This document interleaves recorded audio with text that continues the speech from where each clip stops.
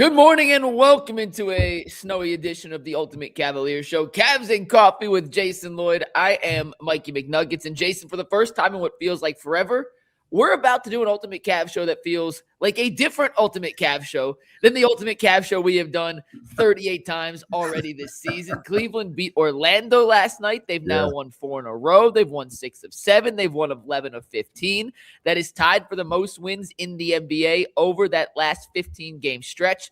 They are starting to stack together performances that at least resemble the kind of team we thought the Cavs could be. And after the game last night, Jason, Kenny Atkinson said, yeah, these aren't all pretty. We won a lot of games last year where we were flashy, made a lot of shots, the ball was zinging around. These wins are kind of gritty, and those are the kind of playoff things or the kind of wins that translate to more playoff situations. So in a way, maybe the fact that they're not blowing out every team by 20 on a nightly basis is a good thing for the Cavs in the long run, which I feel like is something you've been saying for a long, long time. Yeah, they need to be tested. They need to be pushed a little bit. I think part of the problem last year was probably that it came too easy for them in the regular season. And, I was talking to a GM in the NBA who said, watching the Pacers series last year, like, why are their heads down and why are their shoulders sagging? Like, they're the better team. It doesn't matter if they're down 2-0. Like, they're the better – or where is it 2-0, 1-1? I don't remember now. They lost the first two at home, yeah. Yeah. It doesn't matter if they're down 2-0. Like, they're the better team, so just go out and take care of business. But they just never really were pushed or tested during the regular season. It kind of came a little bit too easy for them, and then you saw it blow up on them in the playoffs. So I do think, like, being pushed is good. Playing left-handed is good. Finding limits on guys is good. Putting guys in uncomfortable positions to see what they can handle is good. And we've seen that with Jaylen Tyson to a great degree in terms of what can he handle, put him in uncomfortable positions. Well, guess what? He doesn't really ever look very uncomfortable, no matter what you do to him. So I ultimately, I do think they'll be better for it in the long run. We talked about it yesterday on UCSS, and, your topic was what's different. And, like, I don't know. I don't think anything's different. I think they just look at the calendar and realize it's time to go. You can't make excuses anymore about injuries and about some of the other things that they've had go against them. It's time to play, and it's a long season. The season is a grind, but we are to the point now where it's time to start throttling this thing up, and it appears that they're doing that. They are playing much better. As I mentioned, 11 and 4 in their last 15. It's tied with the Clippers for the most wins in basketball. They're one of 4 teams, Jason, during that stretch that are both top 10 in offensive rating and defensive rating. The other teams include the Clippers, who are 11 and 3 over their last 14 games, the Thunder, and the Portland Trail Blazers. The Los Angeles Lakers are not one of those teams, Jason, but they do have quite an impressive record in a much stronger Western Conference. They still have LeBron James. You may have heard of him. They have Luka Doncic, who put up 46 and 12 in Chicago last night.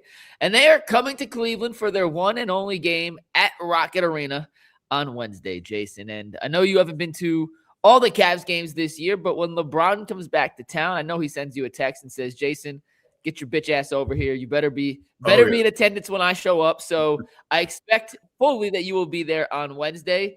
And do you think this will be the last time LeBron plays in Cleveland, or do you think we're going to make a big deal out of Wednesday and then he'll be back again next year?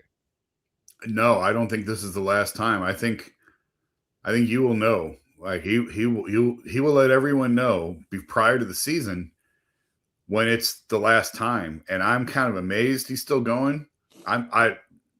Frankly, I'm shocked. Like, I didn't think when he left in 2018 that, all these years later, we'd still be talking about this. I mean, it's the 10-year anniversary of the championship, and he's still going. He's still playing extremely well.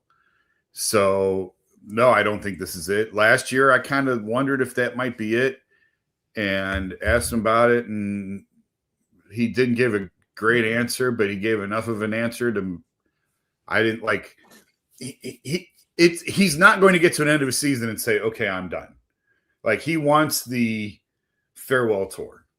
So I tend to think he will announce prior in the summer, whatever his last season is, before the season begins, when it will be. So, no, I don't expect this to be the last time that he will be in this arena And it's remarkable that he's still playing at the level he is at the age that he is. I was thinking about it, like they can't even do a great 10-year celebration of the championship because all these dudes are still playing. Jason, they're wearing the classic LeBron era uniforms on Wednesday.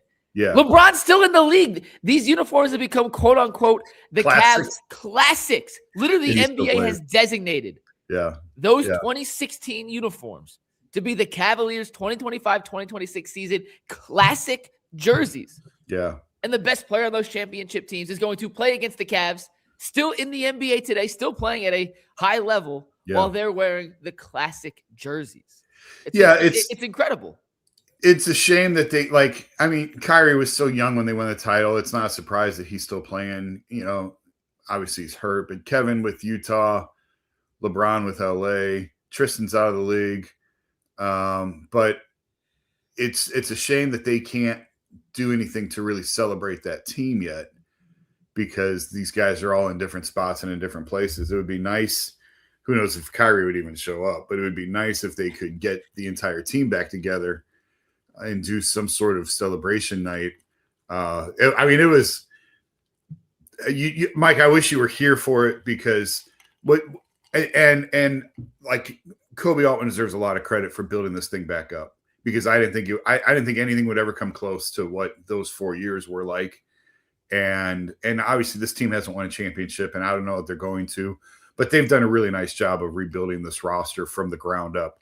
But those 4 years were special, man, from LeBron and with Kevin and Kyrie and Richard Jefferson and the little Kev stuff that he was doing on Snapchat when Snapchat was new and Channing Frye showing up and Channing sort of pulling before Channing was here. There was this click and there was that click and there was that. And Channing like brought everybody together. It was a special team, man. And JR was sort of nuts, but in a good way.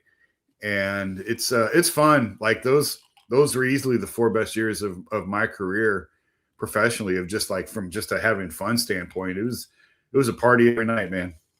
From an on-court standpoint, when the Lakers get here on Wednesday, obviously a lot of attention goes to LeBron, and rightfully so, 100% rightfully so. But Luka Doncic is playing like one of the 2 or 3 best players in the world right now, Jason. Yeah. Like it's Jokic when he's healthy, and obviously he's not healthy right now. It's SGA, it's Giannis, and it's Luka. Those are the 4 best players in the NBA. I will hear no argument that someone else deserves to be in that category. Wemby may get there one day. And Edwards is right on the precipice of it, but he's not in that category yet. Yeah. Last night, Luka had 46 and 12. I saw on the ESPN ticker this morning, he has more 45 and 10, 45-point, 10-assist games in the last 5 years than any player in the last 20 in the NBA. So what he does on a night-to-night basis is incredible. He's gigantic. I remember when the Mavs came here, the night Max Strus hit that full-court buzzer beater. Was the first time I saw Luka in person, and the speed at which he moves is slower in person than it looks on TV, which makes it even more incredible to watch what he does. He's also like 4 inches taller and like 35 pounds bigger than what it looks like on TV. I mean, this dude might legit be 6'8", like 240. Like he's absolutely gigantic. And I'm just trying to think of how the Cavs are going to try and match up with this Lakers lineup. They're playing without Austin Reeves, which is worth mentioning. He's still out, but between Luka and LeBron, the size, I can't say speed anymore, but the size and the skill on the perimeter of those two, Jason, present quite a challenge for a Cavaliers kind of front line / wing. Like Jaylen Tyson's going to draw one of them. Yep. I think he's going to start on Luka. And we'll talk more about Jaylen Tyson, who's been awesome in a sec. We're going to do a whole Jaylen Tyson thing in a sec. So I'm guessing he's going to start on Luka. Do you put Dean Wade on LeBron? Like, is that do you try Mobley on LeBron to start because he plays the hybrid 3-4 depending on the lineup? It's just an interesting size, skill, and position of where they attack from, defensive alignment for Cleveland. And that's kind of what I'm most interested to see because the trio of Wade, Mobley, and Allen, when those 3 play together, Jason, the Cavs are one of the best defensive teams in basketball. That trio itself, since they've come together in 2022, has ranked 98th, 100th, 99th. They're currently in 100th, and they were the 64th percentile in Mobley's second year. So that's the one outlier. But the other 4 years they've played together, Jason, they've basically been as good of a defensive trio as you'll find in the NBA. But it's LeBron and Luka. Yeah. I don't think it necessarily matters against them. I would think it's Mobley on LeBron. I agree, Jaylen on Luka. and I think Mobley on LeBron. I don't like Dean's odds of stopping LeBron. I know LeBron's not what he used to be. He's still pretty freaking good. So I just like Evans' toolbox of all the different things he can do defensively to try on LeBron. But I mean, everybody's going to get a shot. There's going to be a lot of opportunities for a lot of guys. And we'll see. I'm curious to see the game. I will be there. I haven't been to many games lately, but I will be there tomorrow night. And we'll see how they handle them, because the Lakers, I wouldn't pick them to win a championship. I wouldn't pick them in the top 3 or 5 probably to win a championship, but they're a good team, and it appeared to me to be a team in transition, because I've seen this script before. I saw it play out here in 2010. I saw it play out here in 2018. And it sure looks like this very well could be LeBron's last season in LA. And then who knows what's going to happen after that. It should be fun. Like I said, the Cavs are playing better. Donovan was awesome last night. We mentioned Luka's 46-point game. Well, Don had 45, Jason. So it's not like they're a good defensive team. They're a good defensive barrel. Team. It was as good of a game as I've seen. And Kenny said afterwards, and we'll talk about Jaylen Tyson in a sec, but Kenny said after the game, Jason, he's like, he said, and I'm going to paraphrase, but I don't watch, and I am being Kenny Atkinson now. Kenny said he doesn't watch every game every night. He's obviously focused on the Cavs, who they're playing, and scouting reports, et cetera. He goes, I don't know how he's not a top 3 MVP candidate. Like, without Donovan, we're sub 500 right now. And nights like last night are kind of a prime example of other guys didn't have it going early. Donovan carried them offensively in the first half, put up 26 in the first half, Jason, capped off by an absurd fadeaway behind the basket, defying physics level shot. And then he scored 19 in the second half, and he put up a 45 burger. 45 for 45 is what they were saying in the locker room. And I just don't want him to go unrecognized on a day like today where we're giving Luka and LeBron a lot of the credit beforehand. You got 3 of the top 10 players. LeBron's not top 10 anymore. You got 2 of the top 10 for sure, and LeBron on a night-to-night basis could be anywhere between 7 and 20, depending on how he wants to play, how much effort he puts in. Against Cleveland, I'm going to guess he's going to be a top 10 caliber player. You got 3 of the top 10 players in the world on the court together on Wednesday night, 7 o'clock, ESPN. Jason and I will be there. Should be a fun one. Yeah. All right, let's talk about Jaylen Tyson. After a quick word from FanDuel. Guys, if you have a winning FanDuel ticket, make sure you send it in. We want to feature him on the show. We want to give you guys love, and we're tired of putting Darren Smith's winning tickets, which, by the way, Jason, he has another winning ticket today. So you're going to see one on UCSS. Darren won. I'm not going to give it away, but dude is on fire. He bet hockey and won a hockey parlay. So shout out to Darren Smith. That's how much he's winning. Speaking of winning, Jason, Jaylen Tyson is a winner. The Cavs' second-year wing has officially been named one of the 11 sophomores to the Rising Stars Challenge at All-Star Weekend in Los Angeles. I broke the news to you guys in the group chat before Shams did online yesterday, so remember, credit me. I want all the credit. I don't give a rat's ass about credit, but remember who told you first. Jaylen Tyson, though, well-deserved. He's been awesome this season, Jason. He's been everything the Cavs could have asked for, and then some, and then a little more, and then a whole lot more. And Kenny Atkinson joked before the game that in his wildest dreams, he never could have envisioned a world where he was playing Jaylen Tyson 35 minutes a night and saying, should we have played Jaylen more? And that's legitimately the situation that has arisen for the Cavs this year. He has been incredible, and we're going to talk about this on UCSS in about an hour and a half. But, Jason, you're not on today, so I want your thoughts. What is Jaylen Tyson's ceiling as a player? Is it a really nice role guy? Could he be a guy you, in theory, build around or part of a core that you try and build around? But what do you see as Jaylen Tyson's ceiling after the incredible progression he's made from his rookie season to his sophomore campaign that has accumulated in a Rising Stars Challenge appearance? Well, I mean, I don't like putting ceilings on guys. Even when we were having the ridiculous Amani Bates, I kept saying, I'm not going to put a ceiling on what a guy is or what he can be down the road. I'm just looking at what he is now. But with Jaylen, I tend to think he could be an all-star someday. I don't see why not. There's going to be a lot of competition there, but there's always those guys that slip in year to year that I'm not going to call him a perennial 8-time career all-star, but could he make an all-star game in his career? Yeah, for sure. Jared Allen made an all-star game. Jaylen Tyson can make an all-star game. So I don't know that he would be a guy. I know Garrett said that he thinks he's the second best player of the team. I'm not going to go that far. No. Not with Don and Evan Mobley still on this team. He's not the second best player on this team. But is he growing in responsibility? Yeah. Is he holding an important role on this team? Yeah. And that's going to continue. So I don't know if he will ever be a top, like, when you talk about tier, we talk about 1, 2, and 3 on a championship team. Are you a 1? Are you a 2? Are you a 3? I don't know that. I mean, at best, I think he'd probably be a 3 on a championship team at his peak. And I don't think he's there yet.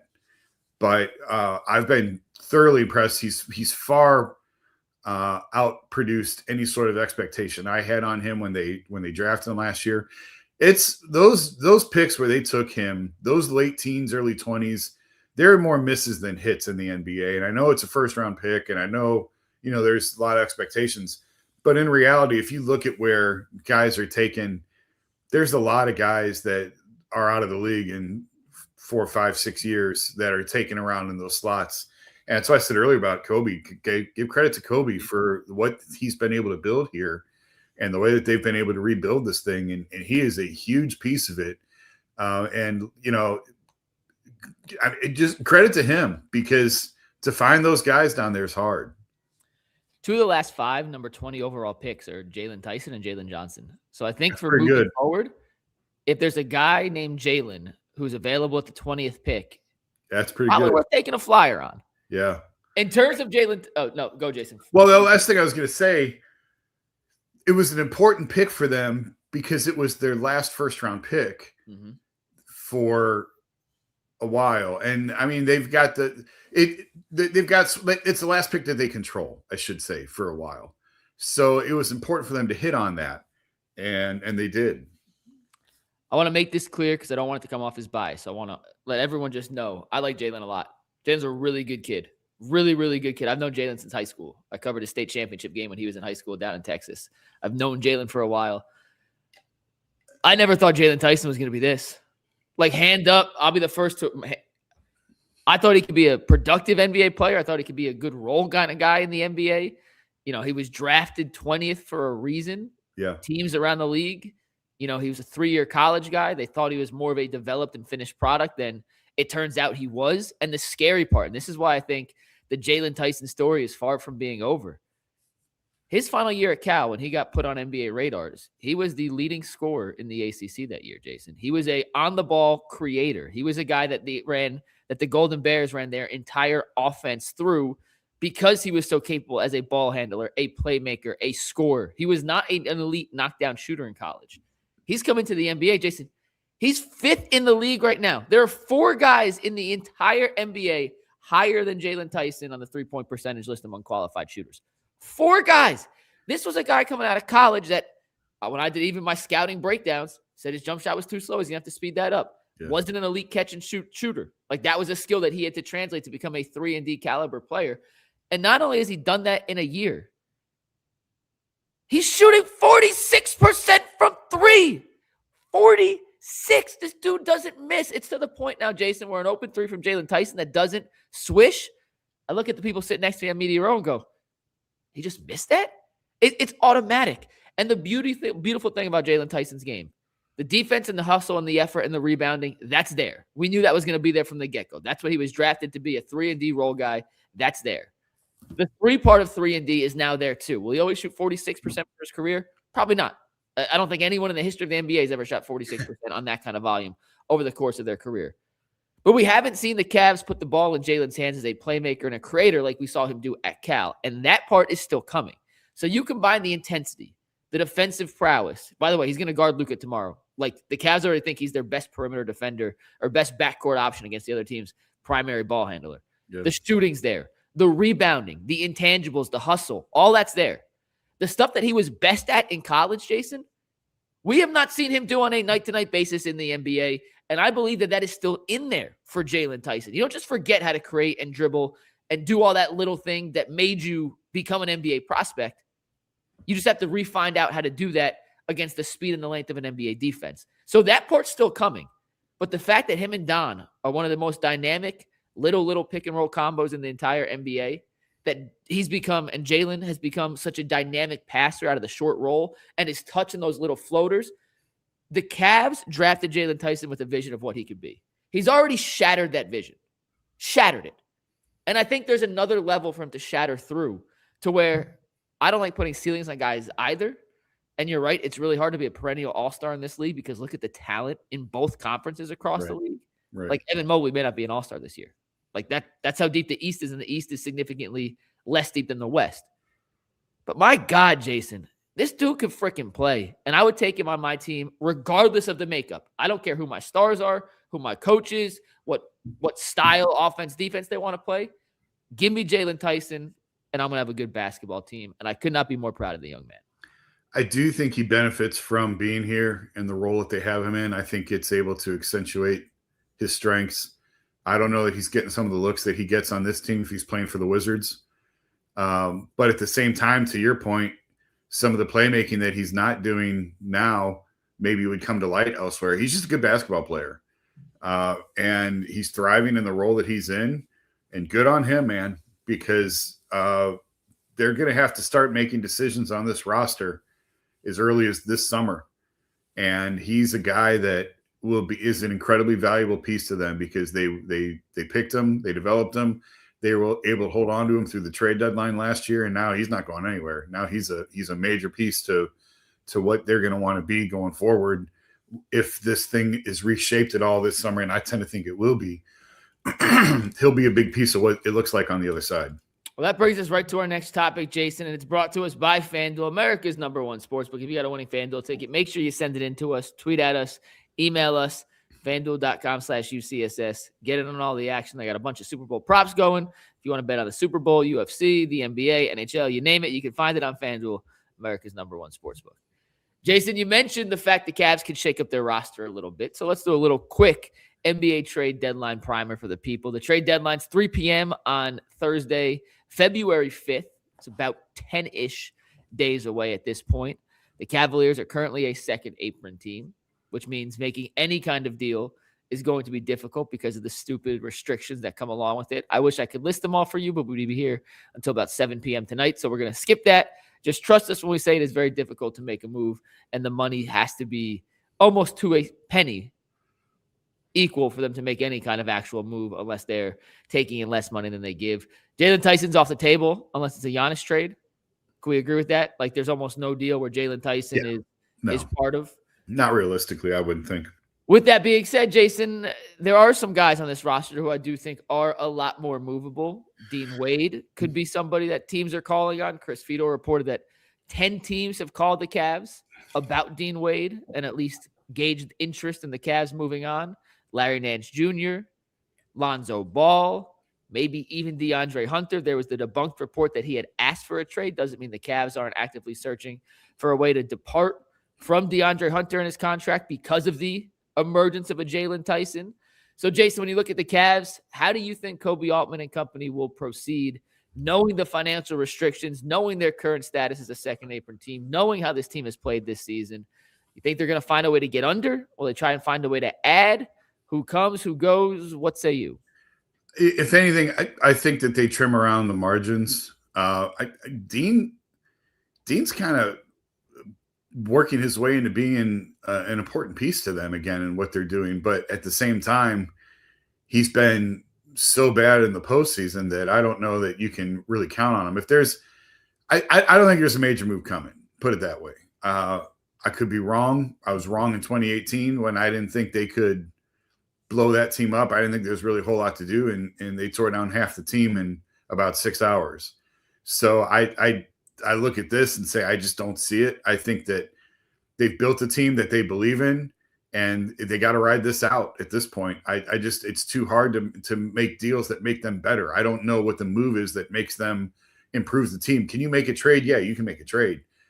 And maybe you can make a trade to cut salary like Lonzo Ball, but can you make a trade that improves your roster and makes you better?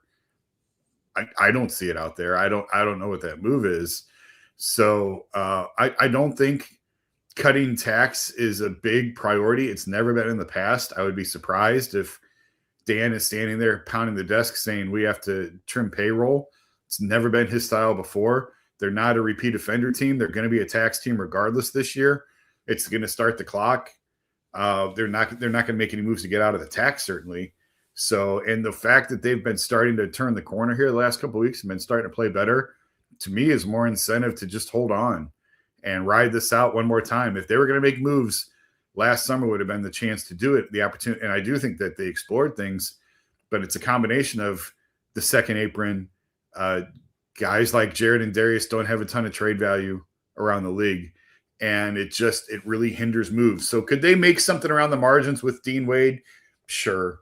Could they do something where they dump Lonzo's money because he's got a non-guaranteed deal next year, so it's mildly appealing to teams trying to cut salary next year because you can get off his money very easily? Yeah, maybe there's those to me are margin type moves.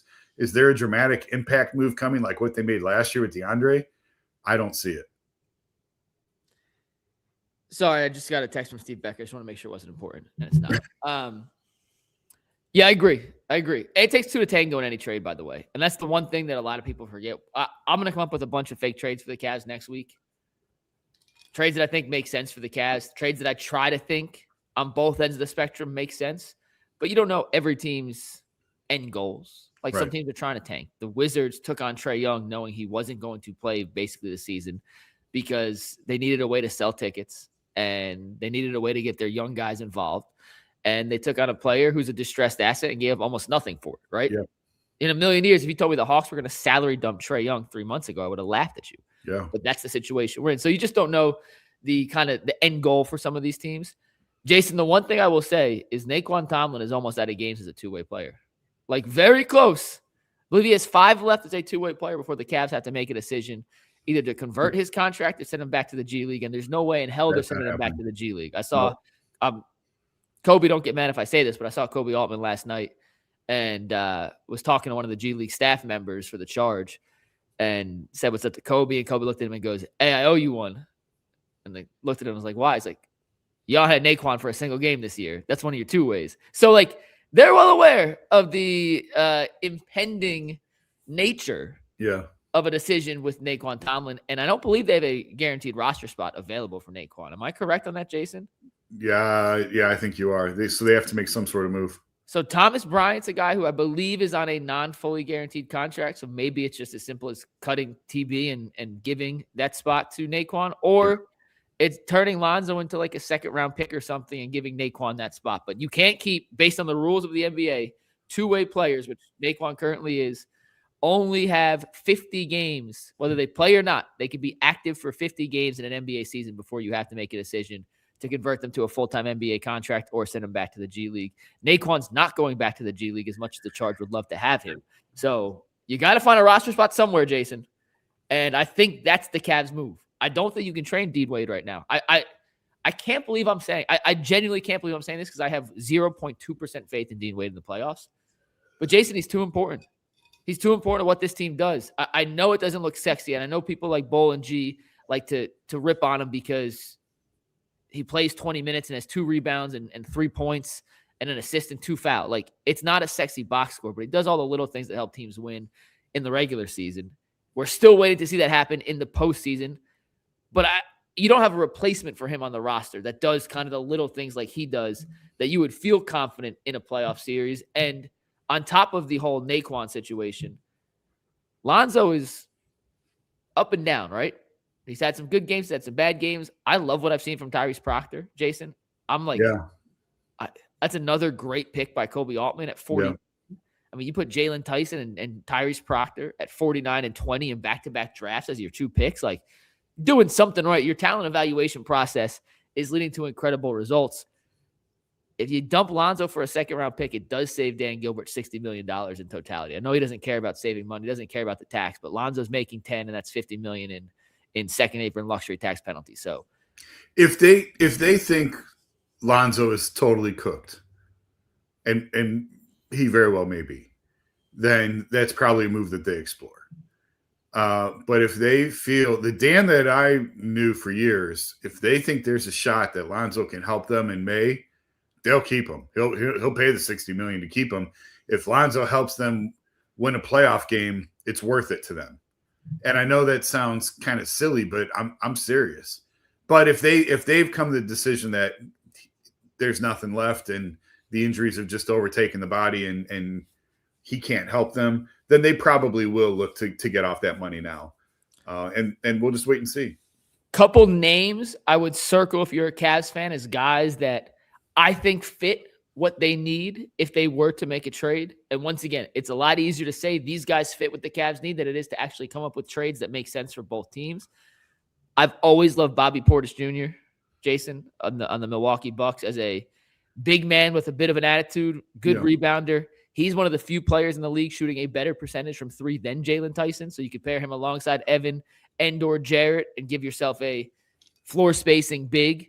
I like Keon Ellis out of Sacramento, who's been completely lost in the shuffle over there. He's a physical guard, not much of an offensive threat. He's just kind of an athletic guy, fast break dunks, hustle guy, but a really good point of attack defender. Sacramento says they want a first-round pick back for him. They've been saying that for a year and a half, and nobody's budged. So I'm curious if when the deadline comes, if they're going to be able to kind of finagle their way out of him for a little more. And then just another guy who I've always liked. I don't think he necessarily makes the Cavs better, but there are a few deals you can make to get salary back and maybe a DeAndre Hunter kind of deal and take someone back. Jalen Smith in Chicago, a former 10th overall pick, bounced around, has never had the sustained success I think I expected him to have, but just another name I like. So those are three guys I would at least circle who I think are quasi-realistic at a minimum. Like, it wouldn't shock me that those are deals the Cavs could pull off without blowing things up. They're marginal moves. None of those guys is necessarily raising or lowering their championship ceiling. But I do think those guys fit what Kenny Atkinson likes to do. They fit the attitude that I think the Cavs need and have a little bit of, but at least Bobby Portis has a little bit of playoff experience. And I would feel confident putting him out there in the playoffs. I mean, he won a ring with Milwaukee. So, like, he's been there. He's done that. Milwaukee's a team to watch here over the next 9 days. And I've just started to poke my head back into NBA circles. And I've heard both, like, it kind of Milwaukee's all over the place with Giannis right now is, I guess, the best way to put it. But if Giannis goes, then anybody and everybody's available in Milwaukee. And obviously, Jimmy Haslam's been preoccupied with the Browns coaching search. And once that is settled here in the next 24 or 48 hours, hopefully, then I think his attention at that point turns to Milwaukee and what to do with Giannis. So that's a situation to watch. Last question, we'll get out of here then, Jason. If Giannis really is on the move, I still believe at my heart of hearts that Evan Mobley is the best individual player a package can be built around to trade for Giannis. Do you think in any world, I know Jimmy has his issue with Dan Gilbert, but like if in any world, can you see Giannis becoming a Cavalier in the next 2 weeks? Highly unlikely, but never say never. Never say never. I've learned that lesson too many times in this sport. But I would say it's highly unlikely. I tend to agree with you on the Evan straight up. You're not going to do better than that for him. I just think it's highly unlikely for a variety of reasons, for a lot of reasons. There's I gotta do the monies first in the trade machine before I even put something out there. But I do think there's a way that if Milwaukee wants a young player to build around who's under contract, Mobley is the best version of a deal they can get back. And we'll see if Jimmy would want to do business with the Cavs and help another Cleveland team possibly win a championship before his Browns. We've seen Jimmy meddle in things before, Jason, including maybe the coaching search that's going on as we currently speak. But we'll find out on February 5th at 3 p.m. And we appreciate everyone who tuned in this morning. Jason, this is by far the biggest Cavs and Coffee crowd we've had in a long time, probably because they're winning some games again. It's not the same show we've done 18 times. So we appreciate everyone for waking up with us, talking a little hoops. We'll be back tomorrow for a little Cavs Lakers preview on UCSS. We're also talking a little Jaylen Tyson and the Cavs beat down of the Magic on the Ultimate Cleveland Sports Show in an hour, 56 minutes. So tune in then. For Jason Lloyd, I'm Mike McNuggets. Go Cavs. Peace.